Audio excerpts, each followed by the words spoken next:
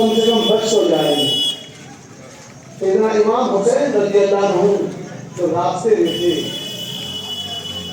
تو اگلے دن ان کے بھانجے حضرت عون، ان کے ماموں کے لڑکے اور حضرت محمد آئے اور کہا والد صاحب نے کہا ہے کہ آپ اپنا فیصلہ بدل دیں اور کہیں اور چلے جائیں، کیونکہ کوفہ کے لوگوں نے آپ کے والد کو بھی دغا دیا تھا۔ اور یاد رکھیے دغا دینے والے شیعہ کتابوں کے مطابق محبان علی تھے، شیعہ علی تھے، سنیوں نے کبھی دغا نہیں دیا ہے کو۔ شیعہ کتاب میں لکھا ہے، اس کا حوالہ دے رہا ہوں اللہ باقی مجلسی کی کتاب کا۔ سیدنا امام حسین رضی اللہ عنہ نے فرمایا نہیں، مجھے کل رات حضور علیہ السلام میرے خواب میں تشریف لائے اور میں نے ان سے کچھ وعدہ کیا ہے اور میں اس وعدے کو پورا کروں گا۔ تو پوچھا کیا وعدہ ہے؟ کہا میں مر جاؤں گا لیکن وہ وعدہ میں کسی کو نہیں بتاؤں گا۔ اس کے بعد سیدنا امام حسین رضی اللہ عنہ نے اپنے خاندان اور پریوار کے لوگوں کو جو ان کے ساتھ آئے تھے بلایا اور کہے لوگوں جو مجھے خبر اطلاع ملی ہے اس کے مطابق یہی ہے کہ ہم جب کوفہ جائیں گے تو ہماری تعداد تھوڑی ہے اور وہ لوگ بہت زیادہ ہیں، تو غالب گمان ہے کہ وہ ہم کو نقصان پہنچا دیں، اس سے تم میں سے جو جانا چاہے وہ آزاد ہے، چلا جائے، ایک اونٹ لے چلا جائے، میری طرف سے اس کے اوپر کوئی قید و گرفت نہیں ہے، وہ چلا جائے۔ اس میں چند لوگ جو راستے میں شامل ہوئے تھے وہ چلے گئے، لیکن خاندان کے لوگوں نے ساتھ نہ چھوڑا۔ اب یہیں پہ نقطے کی بات ہے، کچھ بیوقوف کم علم کم ظرف کہتے ہیں کہ کربلا کی لڑائی اور کربلا کی جنگ سیاسی جنگ تھی۔ ارے عقل کے اندھے، کیا کوئی سیاسی جنگ میں اپنی بچیوں اپنے خاندان کو لے کے جاتا ہے؟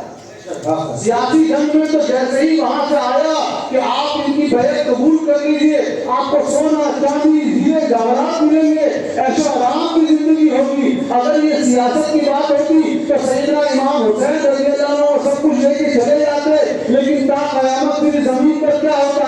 آخر یزید کر کیا رہا تھا؟ یاد رکھیے یزید بھی اللہ تبارک و تعالیٰ کا نام لیتا تھا۔ یزید کے جو کمانڈر اور گورنر تھے وہ کوئی غیر اللہ کی عبادت نہیں کرتے تھے، وہ بھی قرآن مجید کا حوالہ دیا کرتے تھے، وہ بھی داڑھی رکھا کرتے تھے، وہ بھی امامہ بالا کرتے تھے۔ تو آخر کس چیز میں انہوں نے شریعت سے کیا کہ انہوں نے نظام مصطفیٰ کو توڑ دیا ہے۔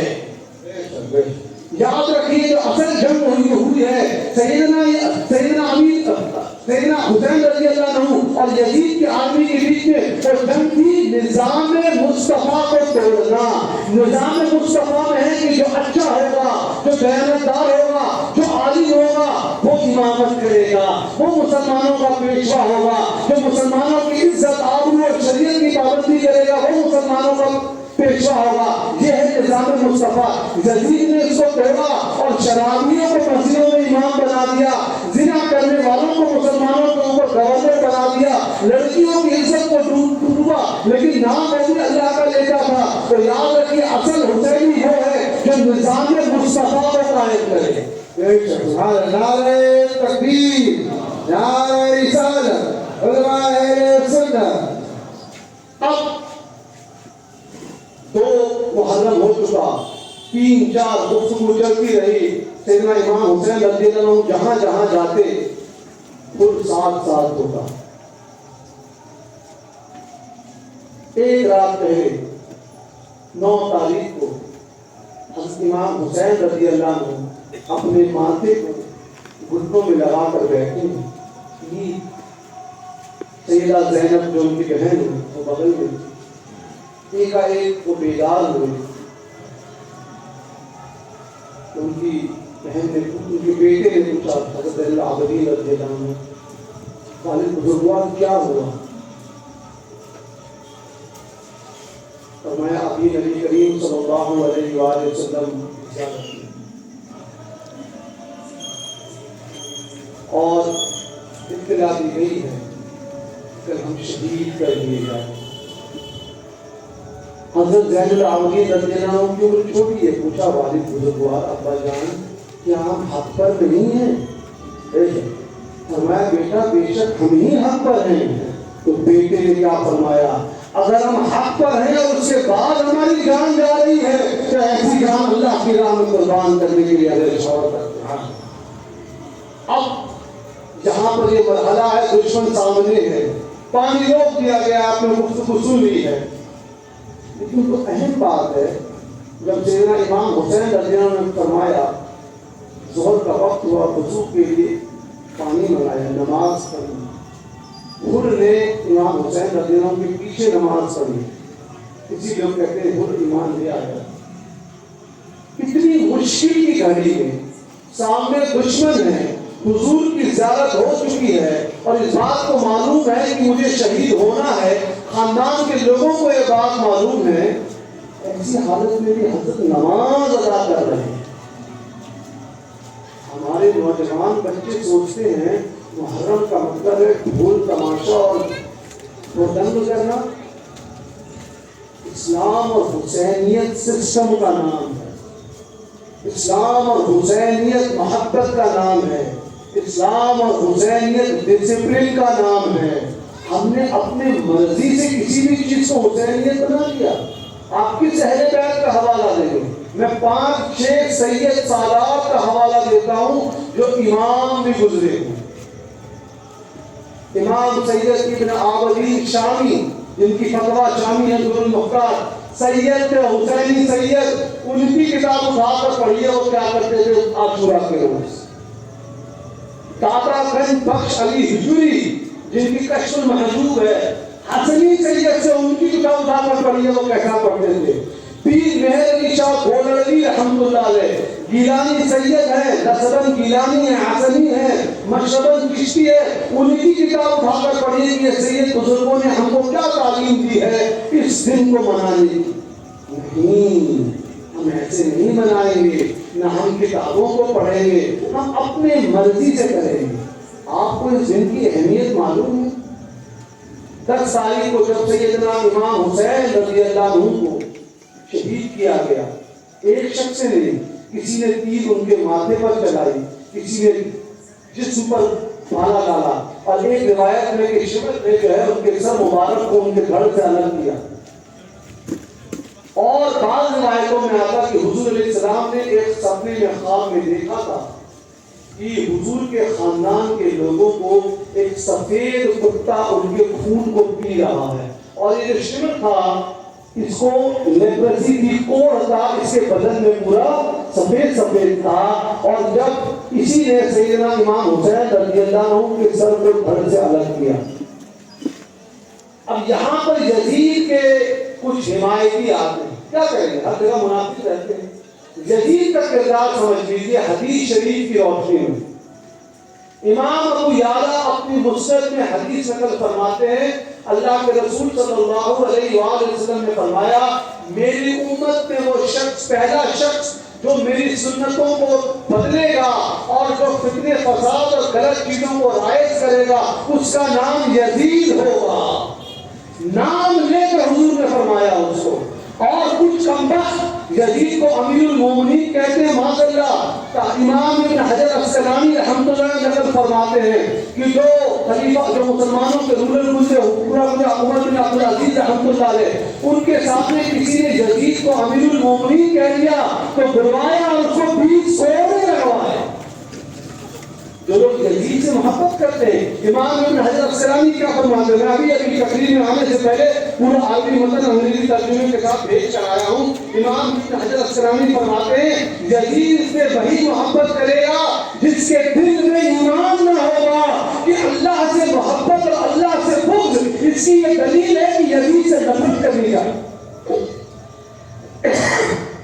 تو یاد رکھیے کچھ سیاسی لوگ بھی ہوتے ہیں جو یزید کو اچھا بولتے ہیں۔ ہم کہتے ہیں کہ جو یزید سے محبت کرتا ہے اس کے گھر میں یزید جیسے بچے پیدا ہوئے، اور جو سیدنا امام حسین رضی اللہ عنہ سے محبت کرتا ہے ان کے خاندانوں میں حسین اور حسین کے غلام جیسے بچے پیدا ہوتے ہیں۔ یہ جو سیاسی لوگ ہوں گے جن کا مطالعہ کم ہوگا ان کو آپ بولیے آپ کسی کتاب کا حوالہ دے کر آئیے، بڑی بڑی کتاب امام ابن سعد نے طبقات، امام ابن سعد کا وقت کب ہے؟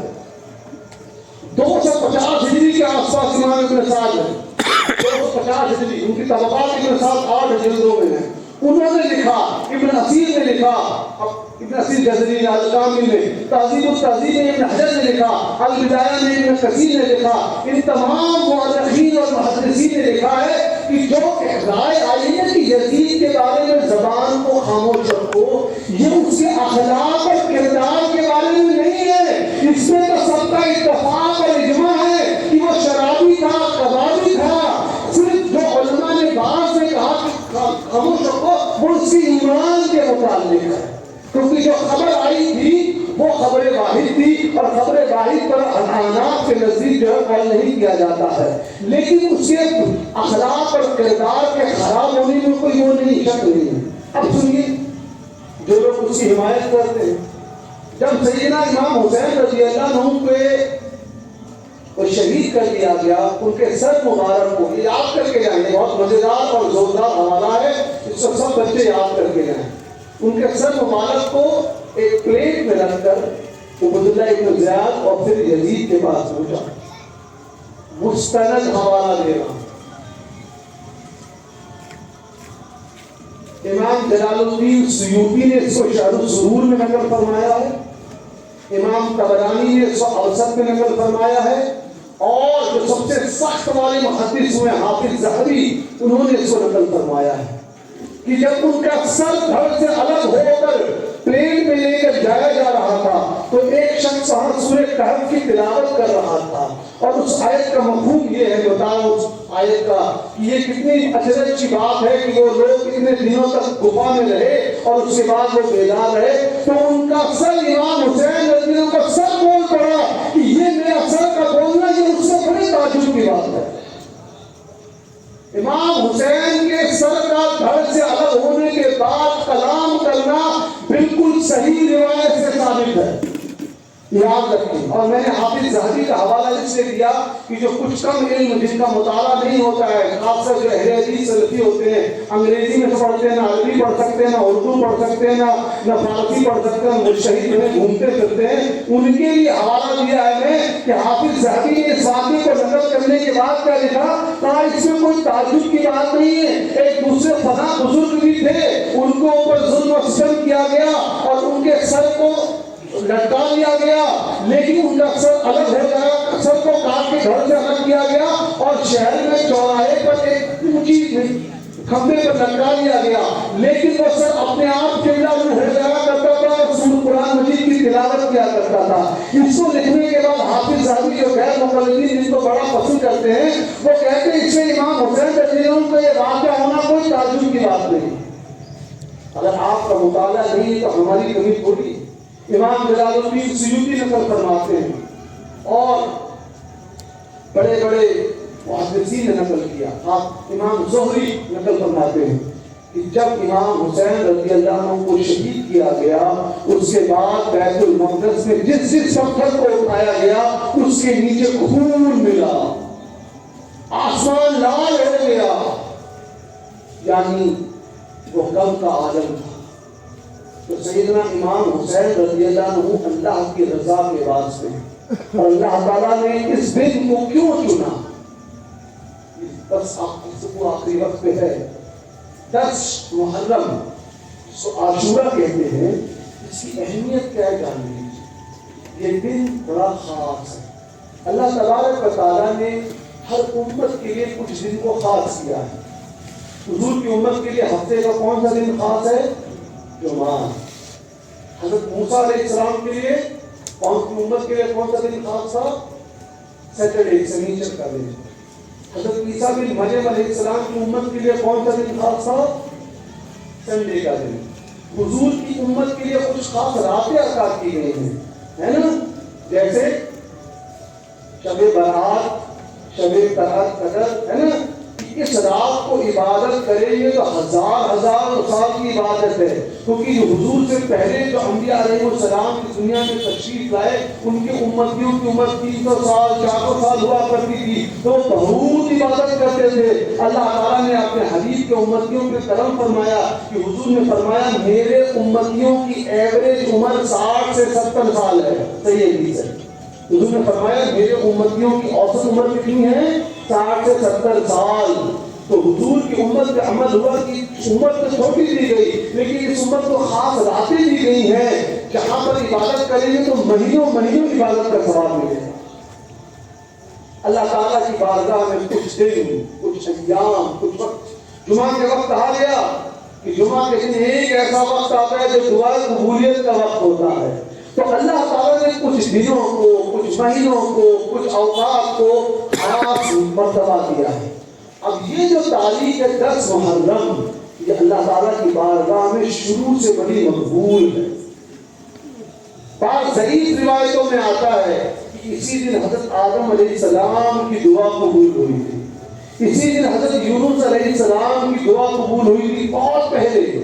اور بالکل صحیح روایت میں ہے صحیح بخاری کی کہ اللہ کے رسول صلی اللہ علیہ وآلہ وسلم مسلم میں بھی ہے جب مکہ شریف سے مدینہ شریف تشریف لائے تو انہوں نے دیکھا اس دن 10 محرم کو یہودی روزہ رکھتے ہیں.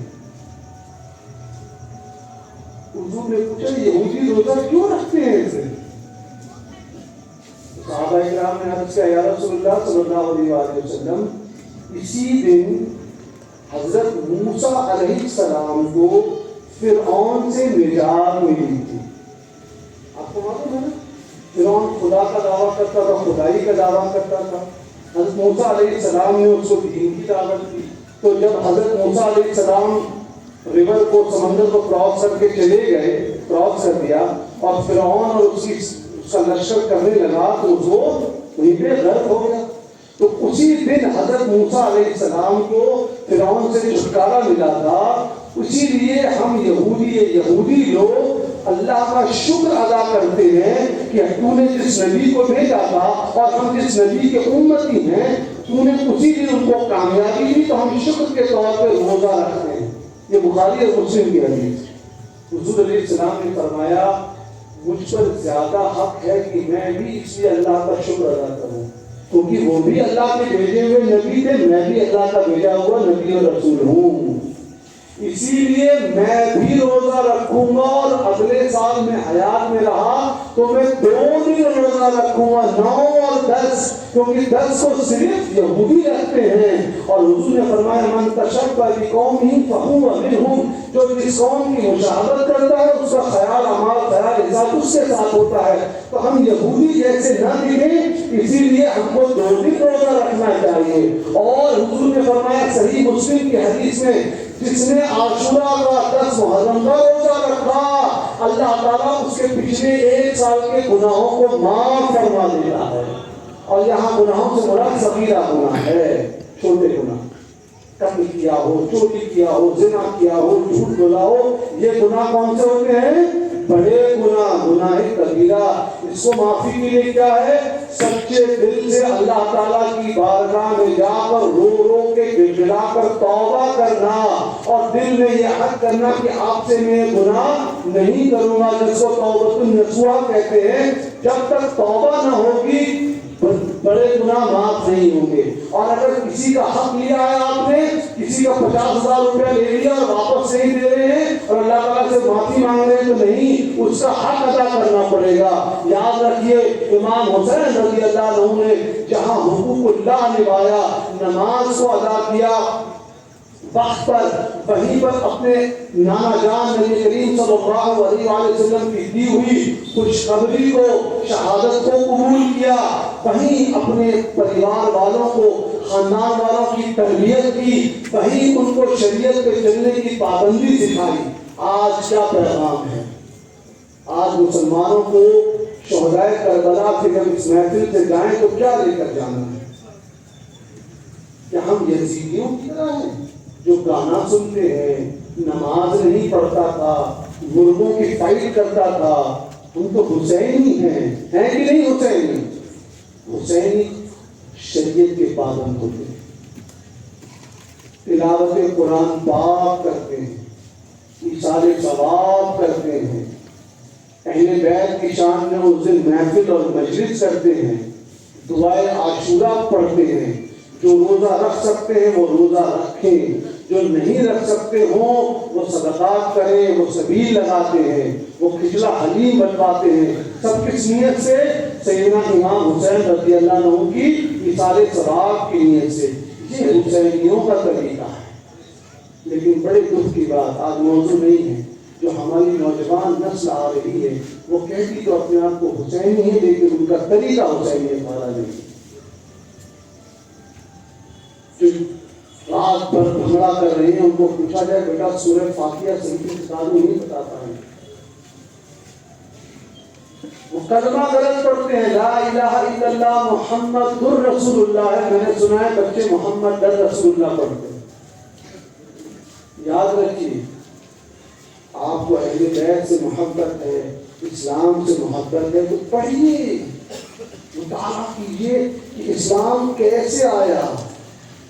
ایک عرب کے ریگستان میں حضور علیہ السلام نے جس اسلام کو تعلیم دی اس کے ماننے والے کتنے مضبوط ہو گئے کہ 1200 میں سلطنت عثمانیہ قائم ہوئی. یوروپ میں, فرانس میں, اٹلی میں, عرب میں, ایشیا میں سب جگہ مسلمانوں کا قبضہ ہوا. تو کون سی طاقت تھی؟ پڑھیے وہ لوگ کیسے ہوا کرتے تھے.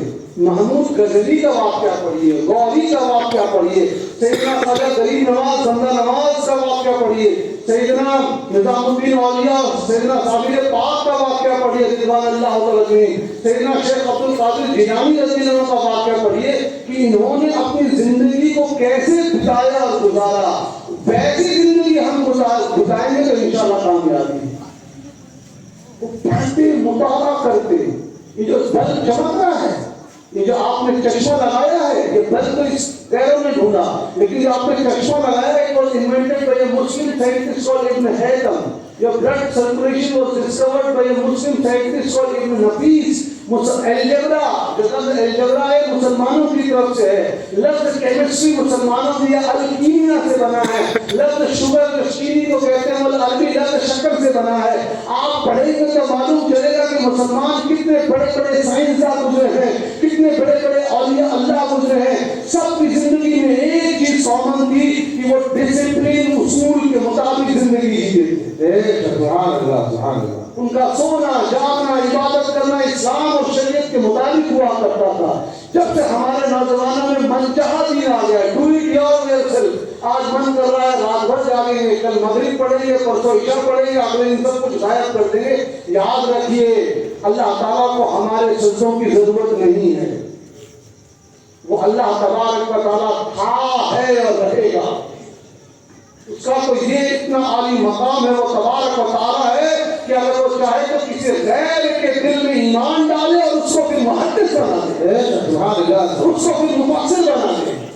بڑے بڑے اولیاء اللہ گزرے جو پہلے غیر مسلم تھے پھر ایمان لائے اور ان کے ہاتھ میں لوگوں نے اسلام کو بھول دیا, ہے کہ نہیں؟